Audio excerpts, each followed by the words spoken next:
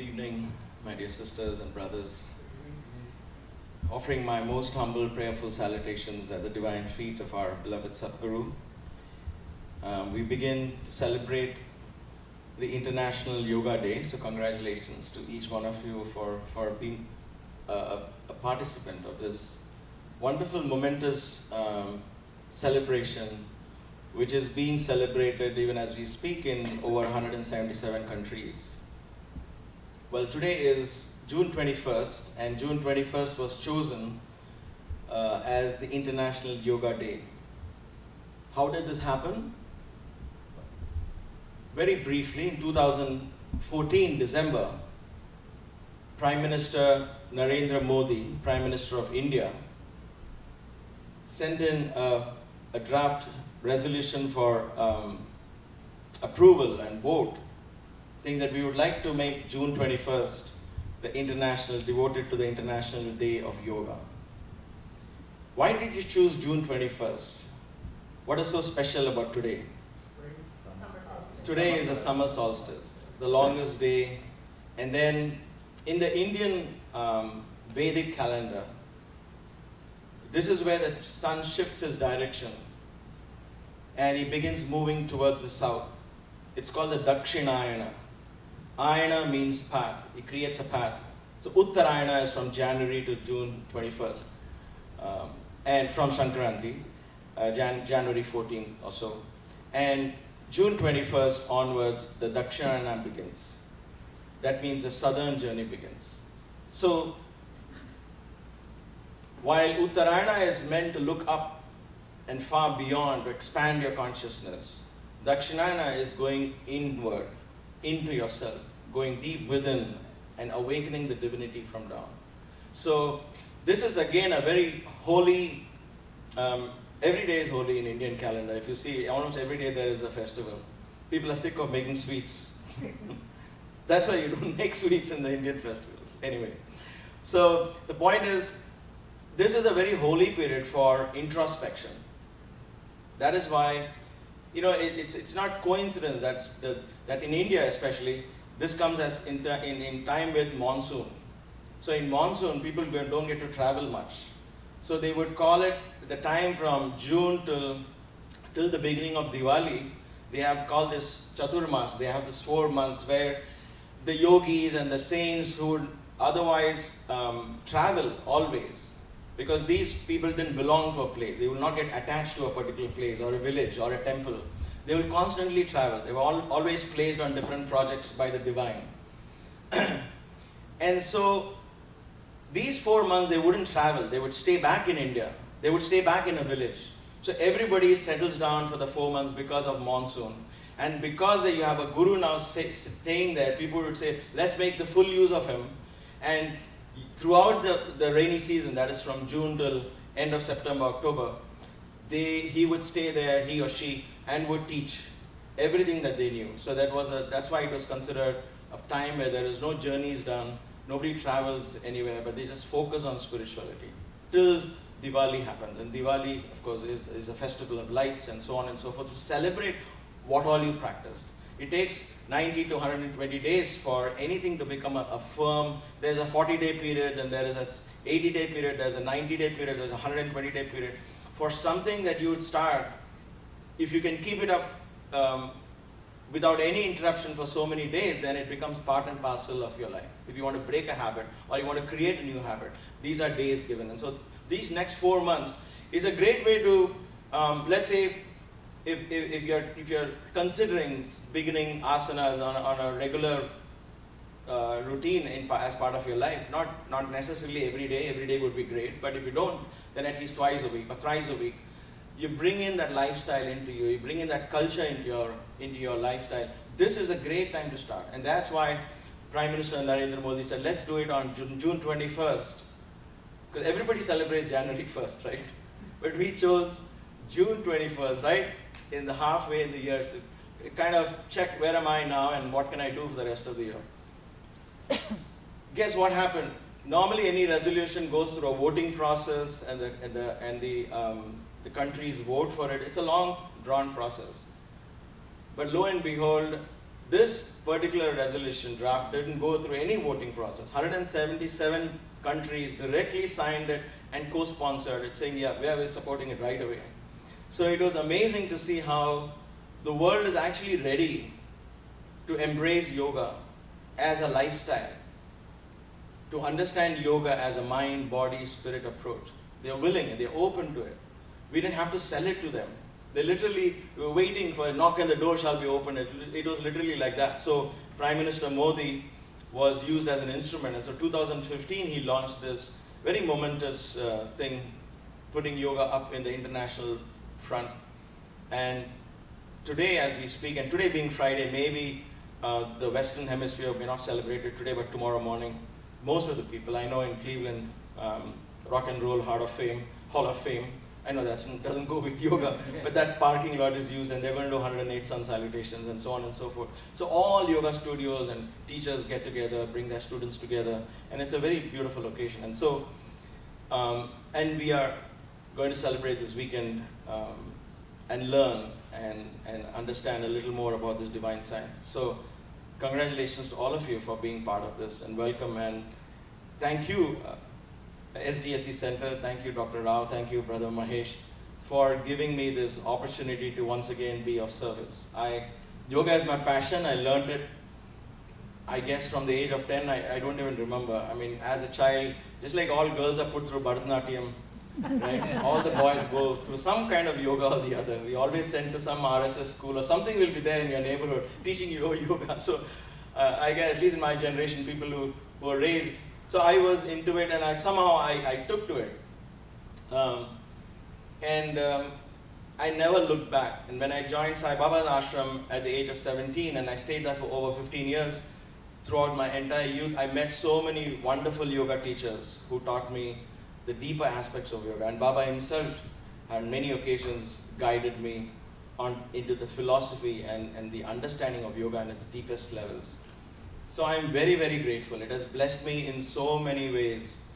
And not only from a health point of view. I come from a family, like, you talk of genes and hereditary and all of that, with heart disease and sugar and high blood pressure and so on and so forth. But I would, in all humility, but as a matter of fact, can say that I have not inherited that, or I've kept them at bay, and I owe it entirely to this practice of yoga.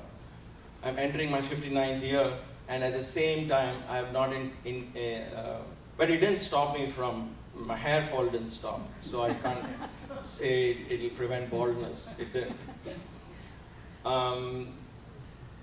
But internal health. But more than anything, more than all this, yoga has given me a greatest gift. And what is that gift? The gift is the ability to go within and tap into a source that is unending in its capacity to give. Unending in its capacity to bless you and give. And once you realize that source is within, life changes. Your perspective to every day changes. Every day becomes a magic, and things all fall in place exactly the way you want in life. And it's amazing how you never seek outside for help, you always go within. And all the gods and goddesses you want to please them, all the religions and all the divine, everything is found inside.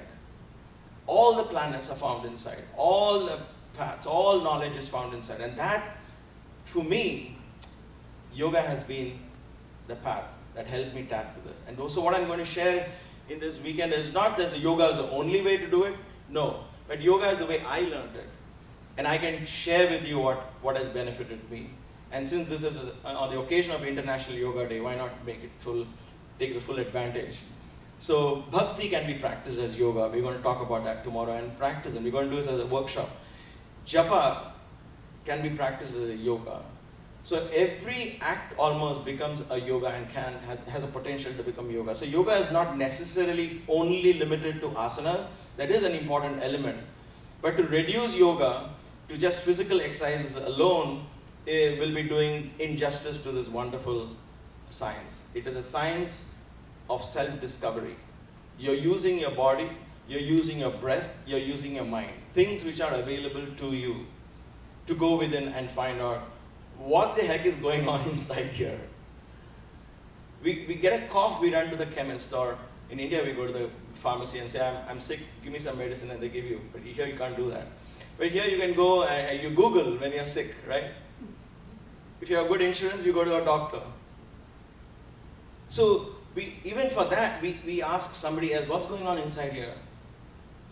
Yoga teaches you to understand what's going on inside. Take charge of your body, not only physically, but at all different levels. And that introduces, and that brings me to this forum of how I teach yoga. I am very traditional. I have a very traditional mindset, mainly because I think we tend to modernize everything too fast, too soon. And then we lose the essence of what it is. When I went to India, the reason why I'm saying this is when I went to India, I go once a year, once in 2 years to visit different ashrams and learn.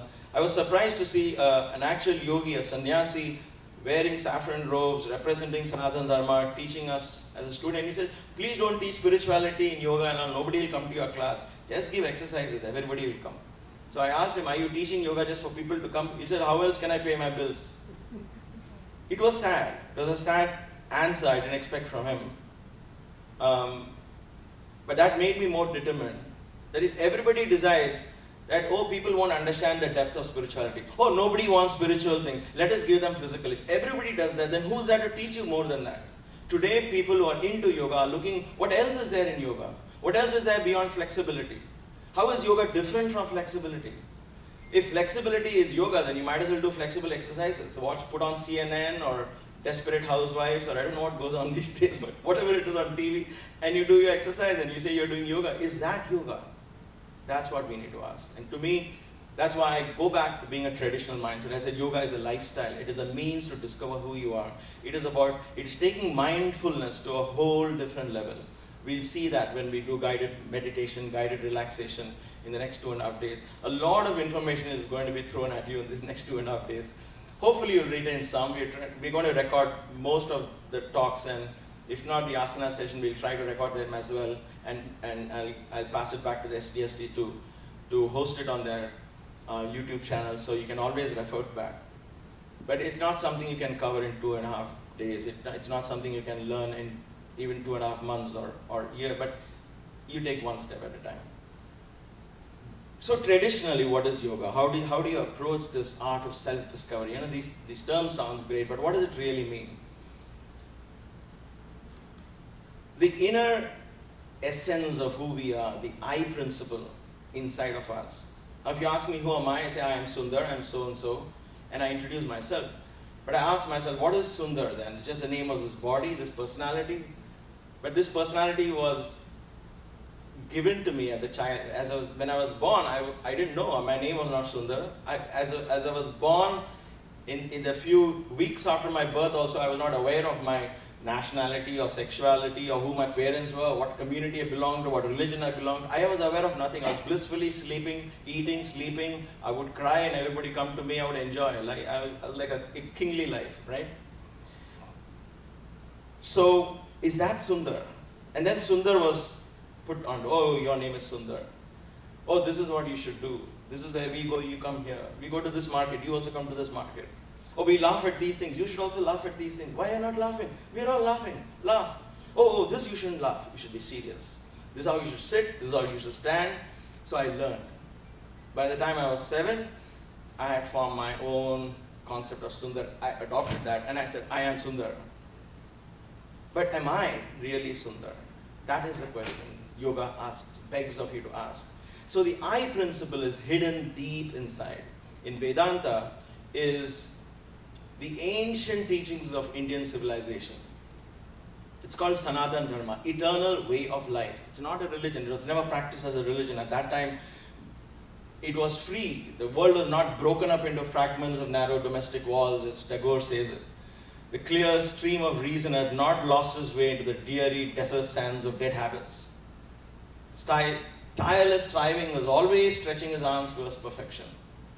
The mind, the thought, word, and deed was always led by a divine cause, not driven by fear and greed, and so on and so forth. So in that civilization, people took time to understand what was going on. And so they discovered that the I principle in you the eye, is covered by 5 sheets. 5 covers. What are they? The outermost cover is what I call myself, Sundar, the body. It is called Annamaya Kosha. Annamaya Kosha is Anna. Anna means food. Annamaya is that which is sustained by food. What is sustained by food? The body. So the body is your outermost covering.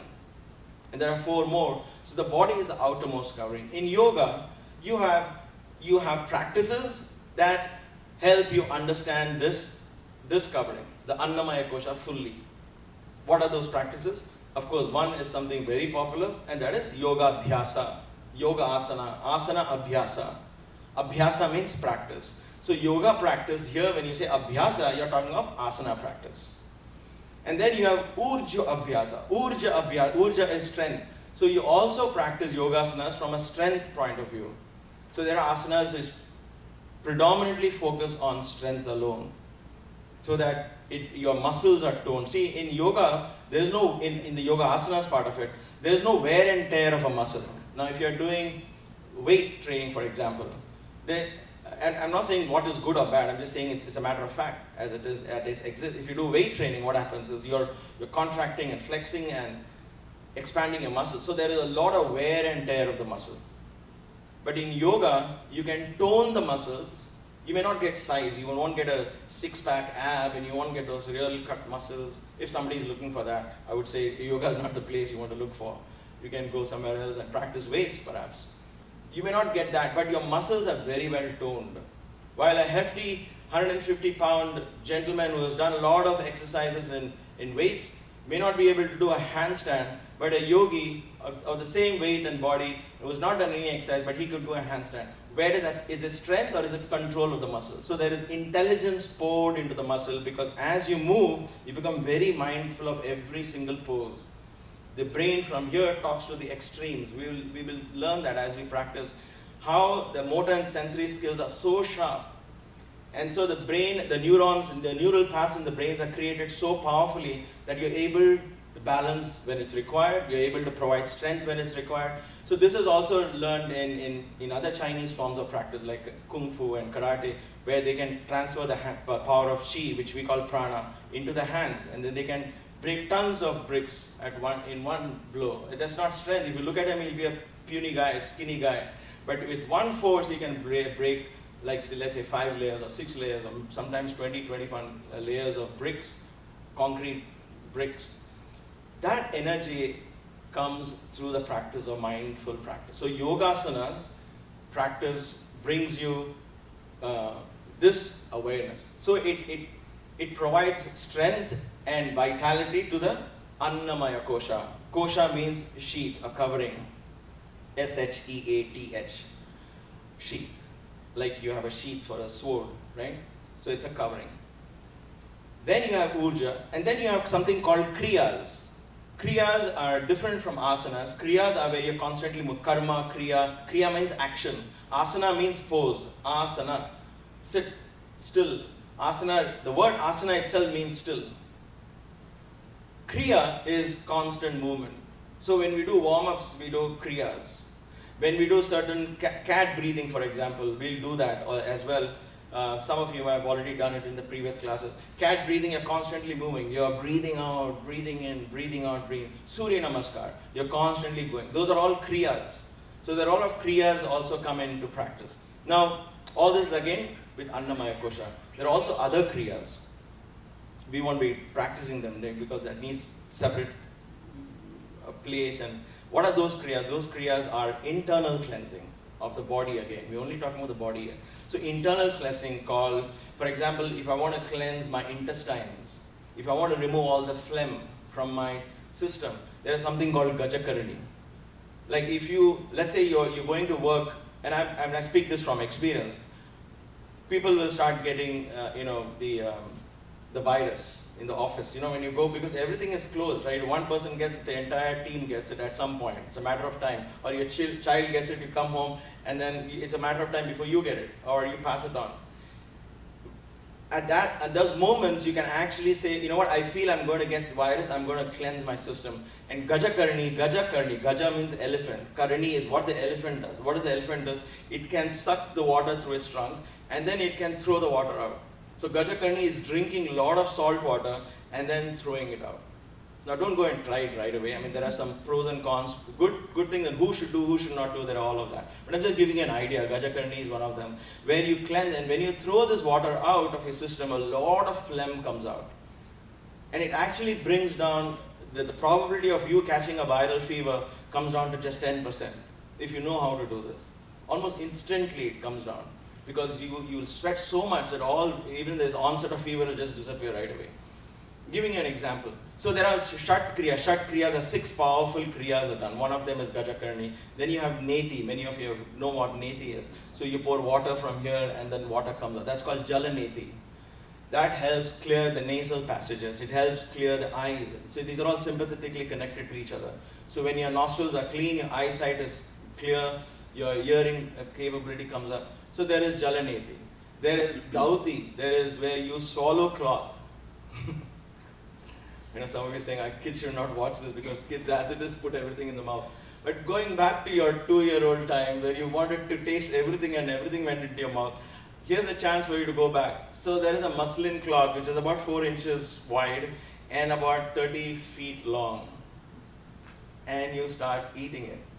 You dip the edge with some honey and you start, because honey is sweet, so you start, and you actually swallow till the whole thing goes inside. And then you do a Nauli Kriya, where you can rotate the intestine. I'll see if I can demonstrate that to you. I'm not going to demonstrate the cloth eating. And then you pull it out. When you pull it out, again, all the phlegm, you're literally cleansing all the intestines completely, and you're bringing it out. So Shirdi Baba was known to do something like this, but he went even extreme. He would bring out his intestines itself and cleanse it and put it back. There are so many kinds of yoga. There's Khanda Yoga, where you can, if I want to really relax, I can detach this part, I can detach this part, I can detach my legs from the pelvic joints and just lie down as if I'm dead, and then reattach each one of them back. So there is no end to where these kriyas can take you, and how you can continuously keep regenerating the cells in your body. So in 11 months, if your body is going to undergo a makeover, which it does, right? Today it's a known thing that every single cell and every single hair and bone, everything in your body undergoes a complete change in 11 months. So you have an 11-month period of yoga practice can give you a whole new body. And then the next year can be even newer. So you can get better and better and better, removing all the old practices and old stains of ill health and imbalance and so on. So there are Shat Kriyas like these. I just gave you some examples. Then there is Bhasti, where you, from the rear end, you take water and cleanse the anus and the larger intestines and pass the water out. And so there are so many exercises like this. These are exercises for the body, just cleansing the body, strengthening the body. Why so much fuss about this body? Well, you tell me. Today we are so fussed about what to wear, how do I look, what am I going to dress, and there's so much, and basically eating. Oh my gosh, how can we forget food? Every gathering, whatever it is, food comes a priority. So we make so much fuss about what to wear, what to eat. The yogi said, how about first cleansing? Where is the cleansing going on? You're just dumping stuff. What about cleansing? Imagine if you're home, you're just constantly buying new furniture. Constantly. Amazon, oh my God, this looks good, great reviews, let's order it. What's going to happen after a while? You will have no place to even walk. Why? Because you're not taking the old furniture out, you're just dumping new furniture. However expensive they are, however beautiful they are, how much ever, antique look they have, or they are real antiques, it doesn't matter. Your house is going to get too crowded. The point is, as things come in, the other things have to go out, the older things have to go out. So cleansing is a very important part of this practice of yoga. So it cleanses your Annamaya Kosha. It purifies it. So much so that they say you can, that is why in real yoga practice, in a yoga lifestyle, they don't pay emphasis, if you're doing all these kriyas and asanas and all of this, they don't emphasize much on what food to eat. They say your body will be so strong, like you will be in your teenage, like you could eat everything and digest, right? You didn't fall sick when you had 3 pizzas also. Just felt a little awkward, but Next morning you're up, but now imagine you'll have a stomach upset, you'll have excess, too much of curd upsets you, too much of ghee upsets you, or whatever it is. The point is our ability to digest food has come down. And that's why, is because the internal cleansing has not happened. So in Annamaya Kosha, in this practice of Hatha Yoga with Kriyas and all of this, the cleansing is so good, the body is in such good shape that they say you can eat even poison and it will digest. And you have stories of all these yogis doing all kinds of things, and it didn't affect them because they had the ability to digest. So there was not too much of emphasis on food. But Ayurveda laid a lot of emphasis on food. We'll see if we can touch upon those things tomorrow as part of Yoga Anatomy when I talk about it. So this is the Annamaya Kosha. And then from there you come to, what is the next cover then? It goes a little subtle now. Now you've covered the gross. The next subtle is Pranamaya Kosha. Prana, the vital force that keeps you alive. I mean, even a dead body has a body, but there is nothing going on. Why? Because there's no prana in it. Prana is the power of chi, as the Chinese call it. The life force. Prana is not breath. Breath is the carrier. It carries prana. It is a vehicle for prana. Breath is not pranayama. We say controlling of prana, pranayama as a practice, and we do breath control. So pranayama is not breath control. Well, it's popularly understood that way, and it's not entirely wrong. But pranayama is controlling the life force within you. And so there is not just the breath, there are so many kinds of vayus, and we'll again touch upon it when we do Yoga Anatomy tomorrow. The way I'm going to approach Yoga Anatomy will surprise most of you. It's not the flexibility anatomy and the sport anatomy that you'll find in bookshelves today under the name of Yoga Anatomy. That is good too, but that's only restricted to how the Westerners approach the body. But how did yoga approach and how we practice, we'll get a better idea tomorrow in the Yoga Anatomy class. So prana is the life force that is predominantly carried, the vehicle for carrying that is breath, predominantly. Prana comes in through food, prana comes in through sound. The mantras that you chant, the bijaksharas, we'll talk about that when we do Japa Yoga session tomorrow. How you can actually energize your system, get prana, in other words life force. If I get life force, I can be alive. Do I really need to depend on this food? So food is a source. One of the sources of prana is food, only one among so many others. Breath is one. The sun is a powerful source of prana. That's why if you do Surya Namaskar every morning, you wouldn't need breakfast. You will be so full of energy at the end of those sessions. I mean, you have to get over that little hill called body pain and a little bit of flexibility. Once you get over that hill, then you begin to enjoy, tune into the sun's energy, absorb the energy from the sun. You will not feel hungry or tired because there is so much. It's not about vitamin D, don't mistake me. That's the physical part you can see, but there is life energy, prana, comes in through fresh vegetables and so on and so forth. So pranamaya kosha is understanding that chi. So yoga, there's practices to understand that. There is a lifestyle that surrounds this. Breath control, breathing exercises, pranayama exercises helps you. There is chanting that helps you to a large extent. So prana, and then there is some of these kriyas, shat kriyas can also, the cleansing kriyas, also apply here. What is it? One of them is sutra neti and jala neti. So in the neti you have two types. One is the one you use a thread, and nowadays there's a healthier way to learn it. When I learned it back then in the 70s, it was a cotton, like a wick, but a much thicker cotton. And then they would dip it in honey wax and then let it dry so it will be stiff. So when the teacher would say, come on, push it in, you know how the Indian teachers are. Arey kuch nahi hota hai, karo. And so out of fear of him, you'll push it in and you'll sneeze a couple of times, you'll do like this and you'll say, oh gosh, no, I have to survive this. So you push it and you actually start bleeding because honey wax is dried, it's hard. But then in a couple of days, you learn it. But luckily these days there are catheters that you can do in a much safer way. Other than sneezing, you're not going to be bleeding or anything. So what that does is you actually pass that, take it out from the mouth and then massage the nostril in and out. So there is that kind of cleansing which helps. A lot of prana can be then taken in through the breath. So there are kriyas for that. So pranayama, pranamaya kosha and annamaya kosha have a lot of physical exercises and practice. That is where most of it do the asanas part of it, Some of us going further deeper go into pranayama, pranic exercises. But the most subtle aspect is, what else can I get prana through? Can I get it through food? Then what kind of food has the prana? How does my body absorb life in the food? If I'm going to cook it in the fire, then is there any life left? Because the external fire is already, most of the prana is taken, right? So what comes to me is very little of that prana.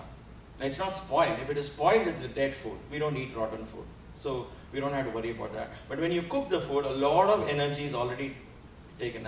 Again, I'm not talking about the vitamins and minerals that are already taken away when you cook food. That is besides the point. But the main point is the life force itself. It's alive, and then you put it in fire, and you put oil or whatever it is, and then you put all your masala, and then you cook and cook and cook and cook, and you smell and you cook and you cook. And this poor thing has no little energy, just a little bit of prana left. So we eat. So what happens is, from the time we are born, as we keep eating more and more cooked food, the fire inside goes to sleep because the external fire is cooking it. So this digestive fire says, I don't have to do the work. Somebody is doing the work for me. So what happens? Our digestive ability starts going down. So how do you challenge that? You eat food which is full of prana. Let the fire inside your stomach cook it.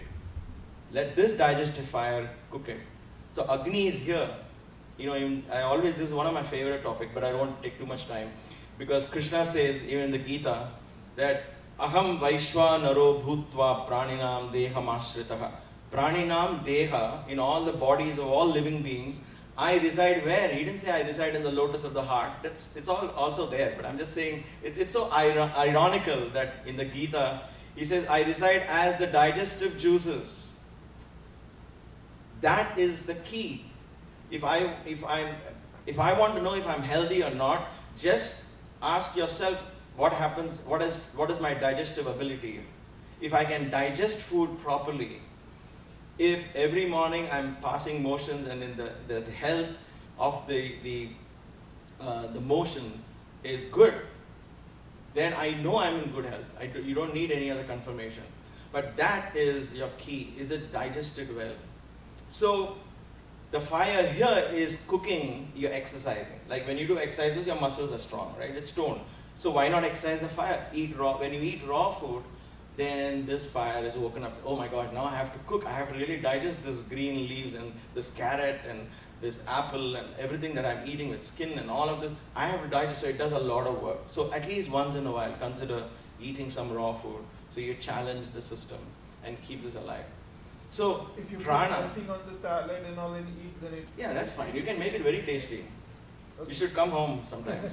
We make it like bhel puri chaat. No, you can put tamarind and you can make it lemon and coriander leaves, and you give anything to Indian housewives, you know, they can make a cardboard tasty.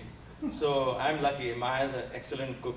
So yeah, absolutely. But choose dressings which are organic. But ideally make your own dressing. It's cold pressed olive oil, cold pressed sesame is very good. Sesame oils are very good. Coconut oil is very good. And so on and so forth.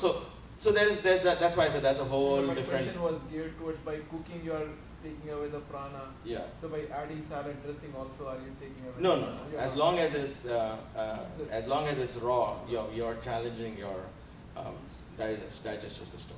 So see, the thing is, it's fire within and fire outside. Fire is what transforms. So if the external fire has already transformed food, then the internal fire doesn't have much to do.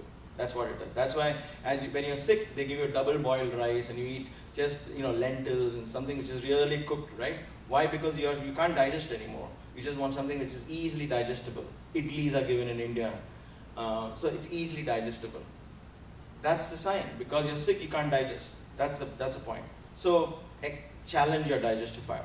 So prana, therefore, comes into your system. So prana maya kosha is understood as a lifestyle, as a practice, not just 10 minutes of pranayama or a few chanting of mantras, but it also as a lifestyle. You can constantly keep getting prana from the universe, from the sounds that come into your ear, which is a very, very important part of prana coming in, and the food that goes into your system.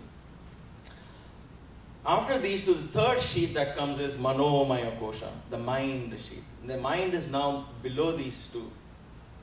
So that is why most of us, when we tackle, you see, the way I approached and I understand mind is, it's like you start from the gross to the subtle. Start with the body, go to the breath, then you come to the mind. It's easy transition.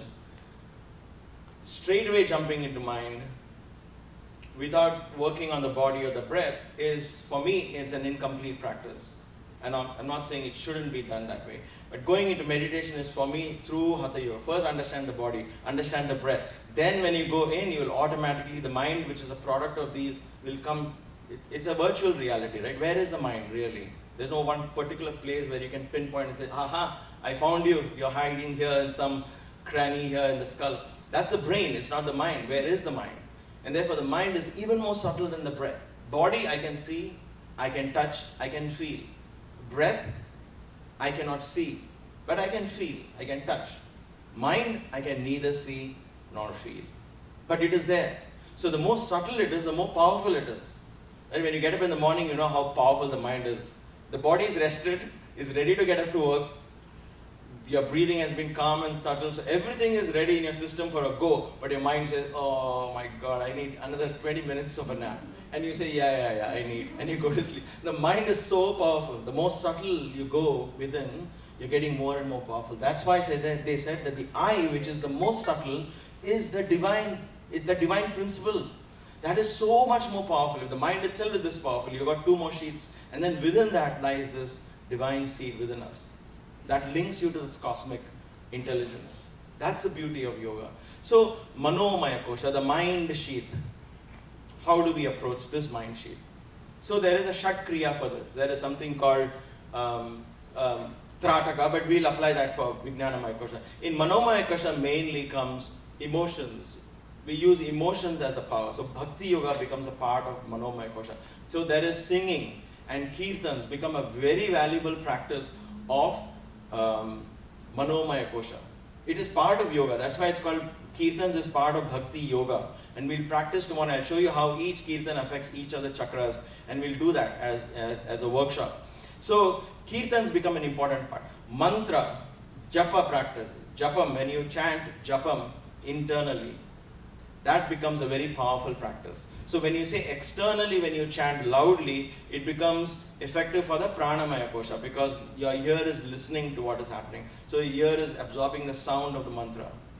But when you want to approach to the mind, what you do is you learn to chant it mentally. Baba would say that is the most powerful way of chanting because it needs really complete mindfulness. I can be chanting loud and I'll be thinking of so many things, right? Because it becomes monotonous after a while. So it's very easy to say Om Shri Sai Ram, Om Shri Ram, Om Shri Ram, Ram, Ram, Ram, but your mind is all over the place, everywhere except Ram. But once you close your eyes and say, I'm going to chant it mentally and sync it with your breath, now what's happening is your mind has to pay attention. You can't. So that silent japam becomes effective for understanding the mind, slowing the mind down, and bringing it to a state of stillness, because you've got to go inside that too. And therefore, practice of japa yoga, practice of, that's called mantra ucharana. Mantra ucharana is Vedic chanting. Now, why do I say Vedic chanting? This is not meant to be a religion, a religious suggestion. Don't mistake me here. But there is something in Sanskrit language where the 50 alphabets, each of those letters, 50 letters, each of the letters represent each petal in the 6 chakras. So the 6 chakras, the total of 6 chakras are 50, the petals. You have 4, you have 6, you have 8, you have 10, sorry, 4, 6, 10, 12, 16, and 2. The total is 50, and you have 50 letters in Sanskrit language. Each petal, so the whole language was designed to work internally, the combinations. We'll talk about it in japa, so it becomes very important. So when you learn a language which is so divinely intuned to go within, why not learn it? It's just a language. It creates new neural paths in the brain, so it actually helps your gray matter to grow, because you're learning language which has so many sounds, so many syllables, which you don't come across in an English language.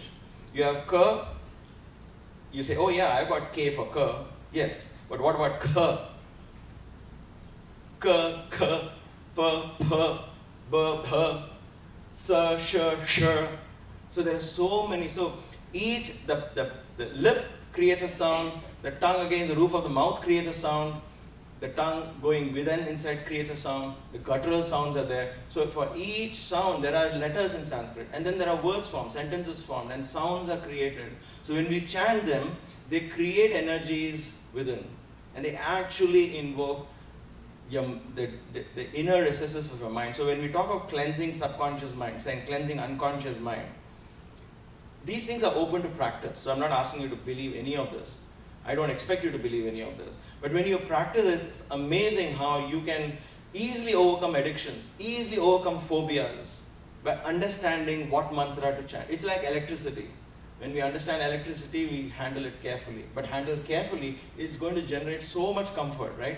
That is the energy of sound. So mantra yoga becomes part of Manomaya Kosha.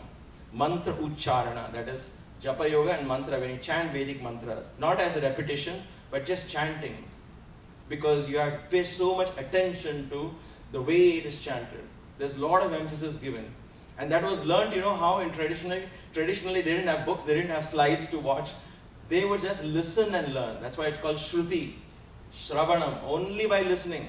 The child will sit in front, he will look at the teacher will say, he will see his lips, he will listen, and listening is how they teach. So when I was in Kanchipuram and I was learning Veda chants from a Pandit, he would sit, close his eyes. He said, go ahead, chant. He is listening. And of course I was reading from a book. So I was reading, and even the slightest mistake, even I would understand. He would say, stop, you did this, you didn't go this way. So he would pay attention and go back. So for example, there's a powerful chant called Rudram. Rudram and Chamakam. Most of you who have know a little bit of Vedas, Vedic chanting will understand how it is used for healing. Why? Because the way it's chanted, it's a long chant. You have to really control your breath in so many ways. It's not rhythmically breath. If it was rhythmically, every 4 words if I have to breathe in and every 8th word I have to breathe out, it would have been easy. It is really like a boot camp.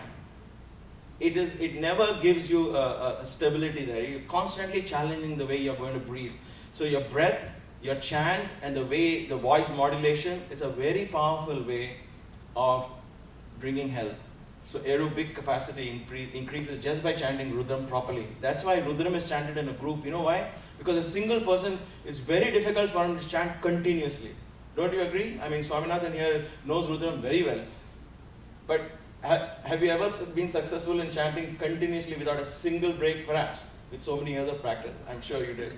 But it's almost, you'll always take a break. Om Namo Bhagavate Rudraya. Om Namaste Rudramanyava Udotta Ishabe Namaha. Namaste Astu Danvane Bahubhyam Udate Namaha. You have to go up and down, and then you have to keep chanting. So after a while, you'll be like, I need a break. So, but that is the beauty. So just like asanas are tough, even mantra chanting is very tough. So that challenges your mind, creates neural paths in the brain stays sharp, memory stays vivid. One of my colleagues, S. Kumar, you probably heard of, he's one of the alumni of my same university, of Baba's University. His father was nearly 100 years Veda teacher, taught Veda, and he would chant regularly. There was no sign of senility or old age or nothing. He was very, very sharp in his brain capacity was very sharp, memory was very sharp, intelligent speech till the day he passed away. That's the beauty of these kind of, so we can train these children with mild autism, for example. You can easily correct that. Well, don't take my word for it. These things are open for research. So let me hold my tongue on that. I'll say that these are all open to research. Teaching a new language helps in a lot of brain development and memory development, not just for older people, but even for helping children learn focus and intelligence being brought in. Okay? So you have Manomaya Kosha. So there are practices in yoga for the mind alone, in harmony with the body, breath, and mind. Then comes the next one called the Vijnanamaya Kosha. Vijnana, Kosha is of course sheet. Vijnanamaya is popularly understood as intelligence, but I would go one more step further. Is what kind of intelligence? Somebody says 2 + 2 is 4, you say, aha, very intelligent. That is one form of intelligence. That's normal. But this is intuitive intelligence. Intuition. You know, sometimes you have a gut feeling, and you follow the gut feeling, most often than not, it doesn't click. How do you make a gut feeling work every time? That is intuitive intelligence. How do you nurture that intuition?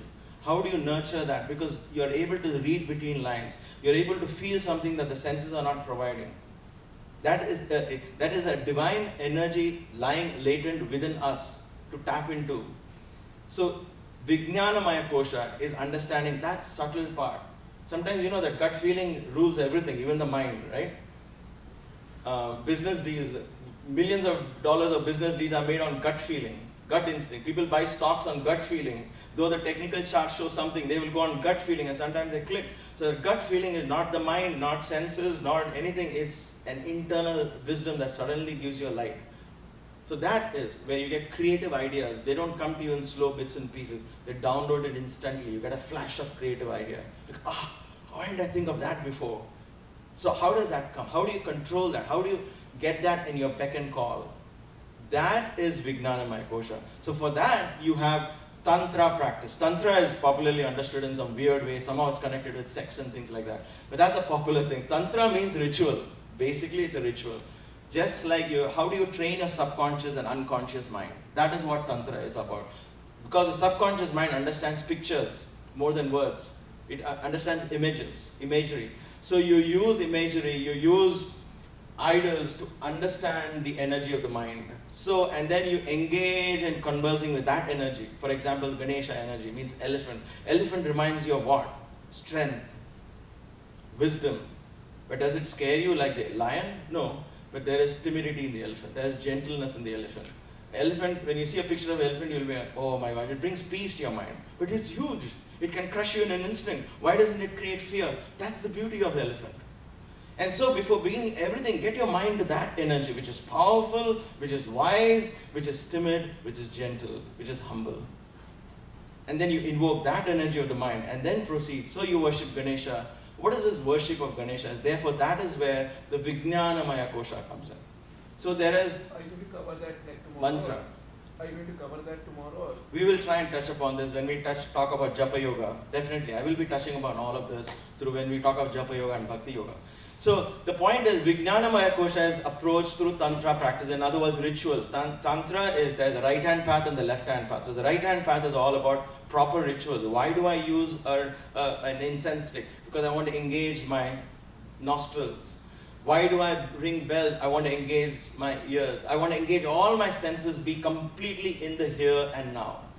So I use flowers, I decorate it, it's all well lit, and I don't have any time for thinking anything else because I have so much to absorb here. In that absorption, I am dealing with what these images mean to me. They're all symbolic. Everything is symbolic. The Om is symbolic. When you think of the Om, there's learning involved, of course. That is why the status of Guru was given a primary importance in Indian practice. Because these are symbols. Who will explain to you? A teacher who has understood this, who has experienced that, will explain to you. And then you'll say, why didn't I see that? And now you take that and you practice. So in yoga, you're not trying to please, in Tantra and in Vijnanamaya Kosha practice, these are not trying to please some gods out there somewhere or some weird, blind, idol worship, but these are symbols of energy principles that I can tap into the cosmos. Just like you have radio stations and you have radio waves all over, but then by tuning into one particular station, you get a sound, the one you want. And then you want something else, you get hard metal if you want soft music, you got the blues, you got the jazz, you got somebody speaking to you, but how do you get it? You have to tune to that energy. So how do you tune into the cosmos and draw an energy of abundance when you need abundance in your life?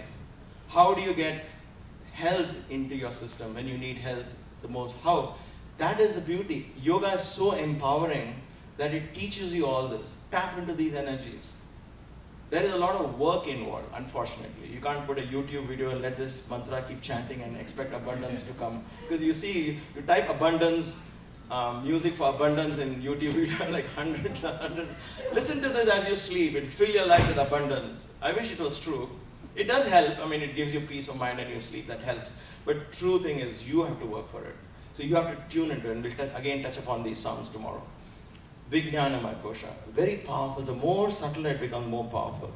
And so there are practices for Vijnanamaya Kosha. And then finally, You have Anandamaya Kosha. The fifth sheath is the sheath of bliss. Yes, sir.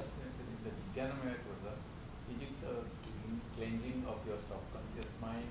Yes. Unconscious and subconscious mind. So the thing in yoga, they don't talk about subconscious, unconscious. Those are terms which are Western approaches. In yoga, we talk about chitta. Chitta is a collection of all of this, collection of your senses, your mind, your ahankara, your buddhi, and all of that. So together there is the substratum of who you are. We're going to clean that. So we carry memories across lifetimes. So how do we go and cleanse them and understand them? And then it's like a reset button. How can I press a reset button and start all over fresh?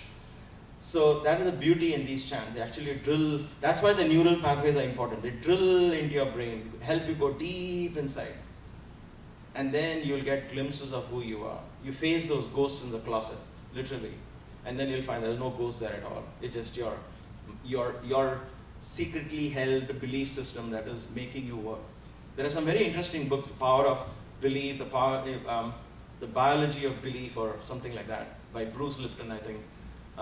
Very good books. People are awakening. That's why I said yoga the world is awakening to understand more and more about us. But in yoga, these are already taught, and there were paths laid out in very clear black and white steps. If I would tell you that there are scriptures in yoga written where they would say, if you want to have, if you are a parent and planning a female child, if you want to have a female child, it is written which nostril should be active for the woman, which nostril should be active for the man when they plan to have the baby. That is the extent to which they have written down. There's a whole Swara Sadhana. There is a whole scripture written on which nostril should be active when you go out to meet somebody. When you meet somebody, and if you want to know if this is the person who is going to be a life partner, find out which nostril is active in her and in you. That is how specific they are. And when you meditate, which nostril should be active? When you're out in the world, when you're active and playing a role of a father or a teacher or a team leader or whatever it is, which nostril should be active? Because the breath, what is going on here is actually what is controlling your brain and the way you think. When you get into yoga routine, one morning you get up and you say, today I'm going to push myself. Guess what? Find out which nostril is active. If the right is active, which means the sun is active, you can push yourself. If the left is active, which is the moon, which means you've got to take it easy. You can't push yourself, you're going to hurt yourself. But there is so much going on inside us. So yoga was meant, yoga was meant to empower you and make you understand what's going on inside this. So that's why you have the Vijnanamaya Kosha. And lastly, like I said, the Anandamaya Kosha, the Kosha of bliss, is through meditation. So that is where dhyana or meditation comes. In traditional Hatha Yoga practice, when you understand you can do all of them simultaneously, but then the meditation becomes more and more and more powerful when all of this sheath, like when you remove the first sheath only, you can go to the inner one, right? So you have to understand that. You have to be able to lift it. And then you come to that. And through that meditation, you will touch the I within. The I that is sitting inside, the little gem, the diamond in the attic, as I say, it's inside that I. And once you touch that, you begin to understand that that I is what created this universe. And I am not different from anything out there. In that I lies the oneness. Because that seed in me that is existing as the I is the same I in you too.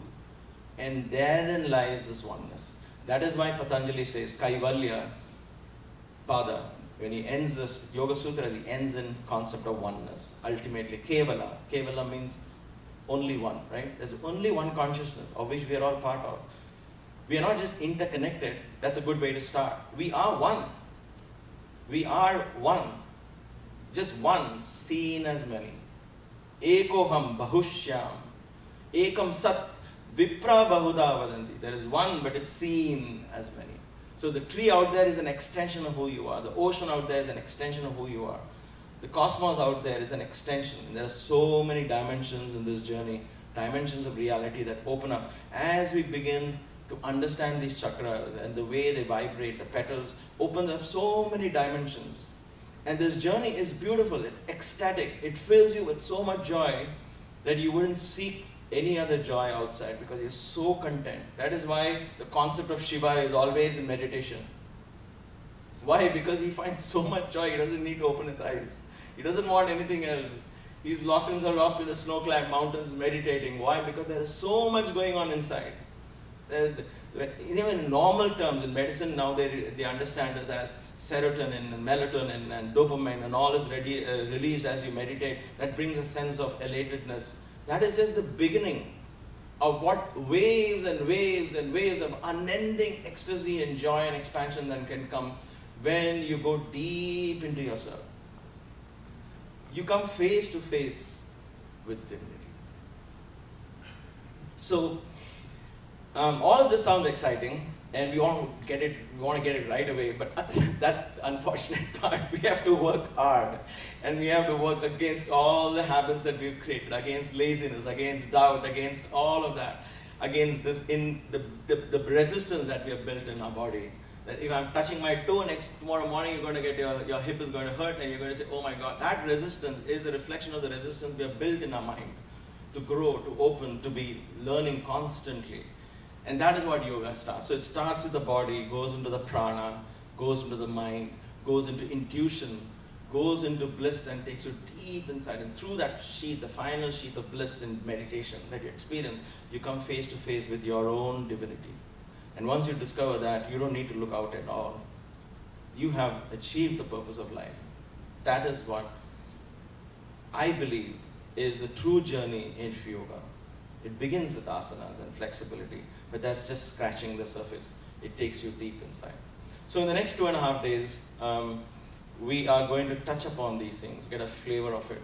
And at the end of these 2 days, if even half of you are interested, I don't mind coming back because this learning has to continue. We can learn it on a continuous basis at frequent intervals. We can take each of these topics that I'm going to give you an idea tomorrow. We can take them in depth and understand it. Then go try and practice it for the next 2-3 months along with the asana practice, along with the pranayama practice. Bring in little by little by little by little that slowly allow this charcoal to turn into a diamond. It's a slow process.